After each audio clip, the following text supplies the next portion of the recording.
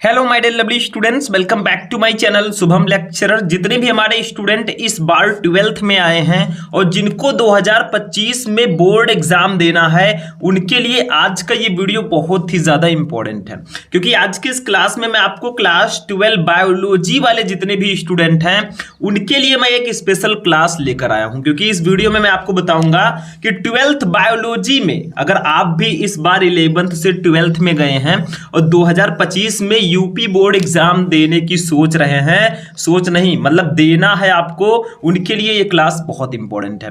क्योंकि आप लोग बहुत अच्छी तैयारी करेंगे, लेकिन जब तक आपको ये नहीं पता होगा कि आपका बायोलॉजी का सिलेबस क्या है, कौन कौन से चैप्टर्स आपको पढ़ने हैं, तब तक आप कैसे तैयारी करेंगे। ठीक है, तो आज की इस वीडियो में मैं आपको 12th बायोलॉजी का जो न्यू सिलेबस है 2025 के लिए, उसको मैं इस क्लास में लेकर आया हूं। बस इतना चैप्टर आपको पढ़कर जाना है जो मैं इस वीडियो में आपको बताने वाला हूं। ठीक है, बस इतना ही चैप्टर पढ़ना है। पूरे बायोलॉजी में कौन कौन से टॉपिक पढ़ने हैं, चैप्टर कौन कौन से हैं, सब कुछ मैं आपको इस क्लास में बताऊंगा। ठीक है, तो बायोलॉजी वाले स्टूडेंट इस वीडियो को शुरू से लेकर लास्ट तक देखेंगे, और जिसने फिजिक्स और केमिस्ट्री का जो सिलेबस है वो मैंने आपको ऑलरेडी प्रोवाइड करा दिया है, उसको भी आप लोग जाकर देख लीजिएगा। और बहुत सारे स्टूडेंट कमेंट कर रहे थे सर आप डिजिटल बोर्ड पे पढ़ाइए, तो भैया सेटअप हमारा जैसे ही प्रिपेयर हो जाएगा, काम चल रहा है, वैसे ही मैं आपको क्लासेज बोर्ड पर भी प्रोवाइड कराऊंगा। ठीक है, थोड़ा सा प्रॉब्लम है, 10-15 दिन में या 1 महीने में सॉल्व हो जाएगा, फिर हम क्लासेज आपको बोर्ड पे भी पढ़ाएंगे। ठीक है, तो आज इस वीडियो में हम 12th बायोलॉजी के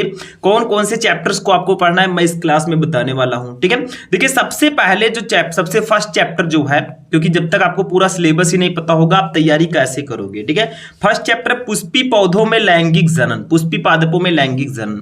इसमें आपको क्या पढ़ना होता है, देखो जैसे हम लोगों में रिप्रोडक्शन होता है, ठीक है, रिप्रोडक्शन एक प्रोसेस होता है ह्यूमंस में, वैसे ही पुष्पों में भी रिप्रोडक्शन होता है। ठीक है, पुष्पी पादपों में लैंगिक जनन, sexual reproduction in flowering plants. ठीक है, जैसे पौधे होते हैं जो पुष्प होते हैं उनमें भी लैंगिक जनन होता है, वही हम इस चैप्टर में पढ़ते हैं। जैसे कैसे लघु बीजाणुओं का निर्माण होता है, लघु बीजाणु जनन, गुरु बीजाणु जनन, और भी परागण, ऐसे ऐसे बहुत सारे इसमें टॉपिक हैं जो आपको पढ़ने होते हैं। ठीक है, पुष्प के बारे में पढ़ना होता है। तो ये सारी चीजें हम आगे आगे डिस्कस करेंगे, अभी तो ट्रेलर है, पिक्चर अभी बाकी है, टेंशन मत लीजिएगा। ठीक है, ऐसे हम स्टेप बाय स्टेप एक एक चैप्टर्स को पढ़ेंगे, लेकिन चैप्टर पढ़ने से पहले कौन कौन से चैप्टर हमें इस बार पढ़ने वो जानना जरूरी है जो मैं बता रहा हूं। ठीक है, सेकंड चैप्टर मानव जनन, ह्यूमन रिप्रोडक्शन। देखो मैंने अभी बताया आपको कि पुष्पी पौधों में लैंगिक जनन होता है, अब हम मनुष्य जो है हम में भी जनन होता है। ठीक है, रिप्रोडक्शन का प्रोसेस होता है, वो हम आगे पढ़ेंगे। इस चैप्टर में आपको मनुष्य जनन तंत्र में जैसे आपका मेल रिप्रोडक्टिव सिस्टम, ठीक है, पुरुष जनन तंत्र एंड फीमेल रिप्रोडक्टिव सिस्टम जो होता है, ठीक है, स्त्री जनन तंत्र, इन सब के बारे में पढ़ना होता है। और भी बहुत सारे टॉपिक्स हैं जो हम आगे आगे पढ़ेंगे। ठीक है, इसमें बहुत सारे टॉपिक हैं। अगर आप लोग कहेंगे या आप लोग अच्छे से सपोर्ट करेंगे, इस वीडियो को लाइक करेंगे, चैनल को सब्सक्राइब करेंगे, तो मैं आपको जो जो टॉपिक्स हैं एक एक चैप्टर में उसको भी मैं आपको जल्दी ही प्रोवाइड करा दूंगा। ठीक है, लेकिन सपोर्ट तो मिलना चाहिए। तीसरा देखिए जनन स्वास्थ्य, ठीक है, रिप्रोडक्टिव हेल्थ जो होता है, जनन स्वास्थ्य, उसके बारे में आपको इसमें पढ़ना होता है। जैसे इसमें बहुत सारे टॉपिक हैं, जनसंख्या विस्फोट हो गया, कैसे जनसंख्या विस्फोट होता है, जनन स्वास्थ्य में और भी बहुत सारी चीजें हैं। ठीक है, जैसे कोई भी स्त्री है उसको बच्चे नहीं हो रहे हैं, ठीक है, तो उसका भी प्रोसेस होता है जिससे उसको संतान की प्राप्ति हो सकती है। ठीक है, और भी बहुत सारे उल विभेदन है, एमनियोसिंथेसिस, ऐसे ऐसे बहुत सारे टॉपिक्स हैं जो मैं आपको आगे डिस्कस करूंगा। ठीक है, 4th नंबर चैप्टर है। ये सब चैप्टर्स मैं बता रहा हूं कौन कौन से चैप्टर इस बार आपको पढ़ने हैं। ध्यान से समझिएगा, पूरा क्लास अच्छे से देखिएगा, क्योंकि बिना चैप्टर जाने आप उसको कैसे तैयार करोगे।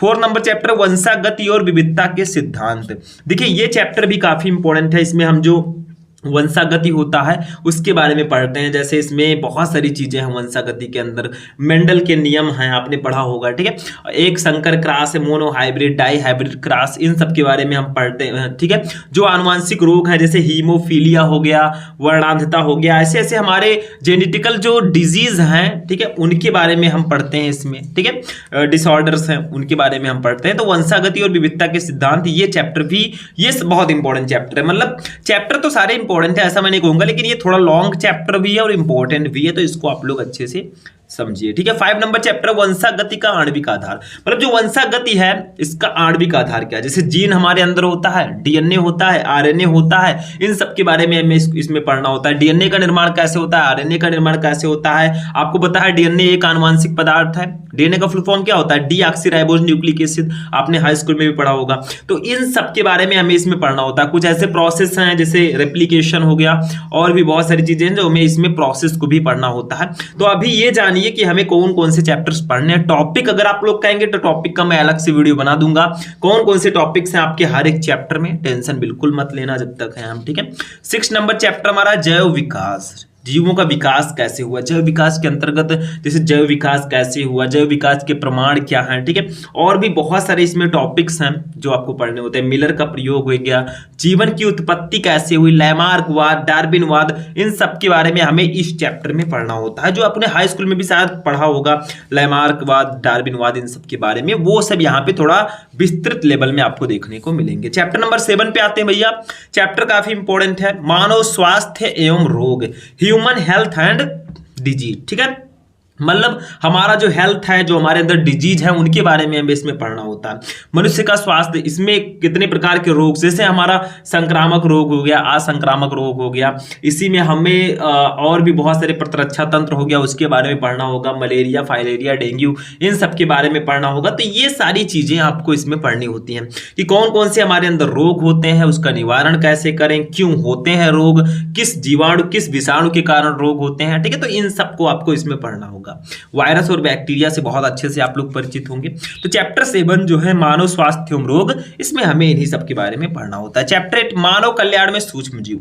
देखिए मानव स्वास्थ्य एवं रोग में आपने देखा कि बैक्टीरिया, वायरस, ये सारी चीजें हमारे अंदर रोग पैदा करते हैं, ठीक है, डिजीज। लेकिन कुछ ऐसे सूक्ष्म जीव भी हैं, कुछ ऐसे सूक्ष्म जीव भी होते हैं जो हमारे लिए लाभदायक है। मानव कल्याण में सूक्ष्म जीव, जैसे आप लोग दही अगर देखेंगे, दही तो आप लोगों ने यूज किया होगा, खाया होगा, ठीक है। तो दही में क्या होता है, छोटे छोटे बैक्टीरिया पाए जाते हैं, लेकिन वो बैक्टीरिया हमारे लिए हार्मफुल नहीं होते बल्कि लाभदायक होते हैं, ठीक है, यूजफुल होते हैं। तो यही कहा गया है कि कुछ ऐसे बैक्टीरियाज हैं जो हमारे लिए यूजफुल हैं, कुछ ऐसे सूक्ष्म जीव हैं जो मनुष्य के कल्याण के लिए हैं, ठीक है, मनुष्य के लिए यूजफुल है, उनके बारे में हमें इसमें पढ़ना होता है। चैप्टर 9 जैव प्रौद्योगिकी, बायोटेक्नोलॉजी, सिद्धांत व प्रक्रम, इसको आपको पढ़ना होगा। जैव प्रौद्योगिकी में भी बहुत सारे टॉपिक हैं, इन सबको हम आगे आगे डिस्कस करेंगे। अभी चैप्टर्स को आप जानिए, कौन कौन से चैप्टर्स आपको पढ़ने हैं, ये आपको पता होना चाहिए, ठीक है। आगे आगे हम आपको सारे टॉपिक्स भी बताएंगे, टेंशन नहीं लेना। नेक्स्ट चैप्टर टोटल आपके बायोलॉजी में टोटल 13 चैप्टर हैं, ये ध्यान रखिएगा, ठीक। तो चैप्टर 10 देखिए, जैव प्रौद्योगिकी एवं उसके अनुप्रयोग, यानी कि जैव प्रौद्योगिकी, बायोटेक्नोलॉजी एंड इट्स एप्लीकेशंस, ठीक है, इसको आपको पढ़ना होगा। ये भी उसी से रिलेटेड है, इसमें भी बहुत सारे टॉपिक्स हैं, आगे आगे मैं बताऊंगा। चैप्टर 11 है जीव और समष्टियां, ये भी काफी इंपॉर्टेंट चैप्टर है, ठीक है, इसको भी आपको पढ़ना है। चैप्टर 12 है पारितंत्र, इकोसिस्टम, ये भी इंपॉर्टेंट चैप्टर है, इसको भी पढ़ना। चैप्टर 13 है जैव विविधता एवं संरक्षण। तो ये टोटल 13 चैप्टर्स हैं। इसमें बहुत सारे ऐसे चैप्टर जो काफी ज्यादा इंपॉर्टेंट है, मैं बता दूं, पहले ही कुछ इंपॉर्टेंट चैप्टर्स को बता देता हूं। पुष्पी पौधों में लैंगिक जनन, ये इंपॉर्टेंट चैप्टर है, इसको पढ़ना जरूरी है। दूसरा चैप्टर भी काफी ज्यादा इंपॉर्टेंट है। तीसरा चैप्टर थोड़ा सा छोटा है, ठीक है, पढ़ना जरूर है। मैं बता रहा हूं क्या क्या इंपॉर्टेंट है, अपना मैं पोल दे रहा हूं। देखिए ये भी काफी ज्यादा इंपॉर्टेंट चैप्टर है, वंशागति और विविधता के सिद्धांत, ये भी इंपॉर्टेंट है, इन सबको पढ़ लेना, ठीक है। जैव विकास भी इंपॉर्टेंट है। तो ये सारे चैप्टर जो आ रहे हैं, ये सब काफी ज्यादा इंपॉर्टेंट है। मानव स्वास्थ्य रोग भी इंपॉर्टेंट है। अब आप लोग कहेंगे सर सब इंपॉर्टेंट है, तो इसमें इंपॉर्टेंट कौन सा नहीं है। देखिए अभी आप स्टार्टिंग में हैं, ठीक है, तो आपको सारे चैप्टर्स पढ़ने होंगे। चैप्टर 7, चैप्टर 8, चैप्टर 9, और यहाँ पे भी आपके चैप्टर जैसे पारितंत्र हो गया, काफी ज्यादा इंपॉर्टेंट है, ठीक है। ये जीव और समष्टियां भी इंपॉर्टेंट है। तो ये सारे चैप्टर्स इंपॉर्टेंट हैं। आप लोग कहेंगे तो मैं इसके इंपॉर्टेंट टॉपिक्स को भी आपको प्रोवाइड करा दूंगा।